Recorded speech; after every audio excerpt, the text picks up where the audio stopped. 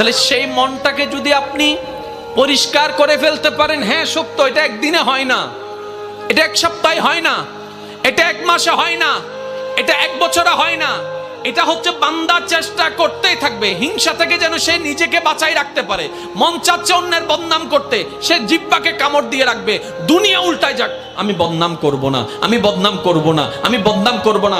মন বলছে তাকে মেরে ফাটাই ফেল রাগের কারণে, আপনি বলবেন দুনিয়া উল্টায় যাক, আমি তার গায়ে হাত তুলব না, আমি মাফ করে দিলাম, আমি মাফ করে দিলাম। কেউ একজন এসে বলল অমুক তোর নামে বদনাম করছে, যা যা বিশ্রী কথা বলছে, আপনি মুস্কি হেসে কথাটাকে রিসিভ করে বলবেন আলহামদুলিল্লাহ, আমি তাকে মাফ করে দিয়েছি। এভাবে যখন বান্দা চেষ্টা করতেই আছে, শয়তান আপনাকে হয়তো অন্তর ঘরে, না হয় বন্ধু বান্ধব দিয়ে কিছু কথা আপনাকে কানের মধ্যে পিন দিবে। যেমন কিছু কেউ কেউ কেউ আপনাকে এসে বলবে যে তুই কি ঠান্ডা হয়ে গেলি, তুই কি হার মেনে গেলি, তুই কি পরাজিত হয়ে গেলি, তুই মারতে পারিস মারস না কেন, তুই বলতে পারিস বলস না কেন, তুই বাধা দিতে পারিস দেশ না কেন।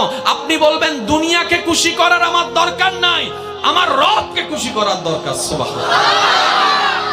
মনে রাখবেন ভাইয়ের একটা কথা, সব কিছুর মূলে রব।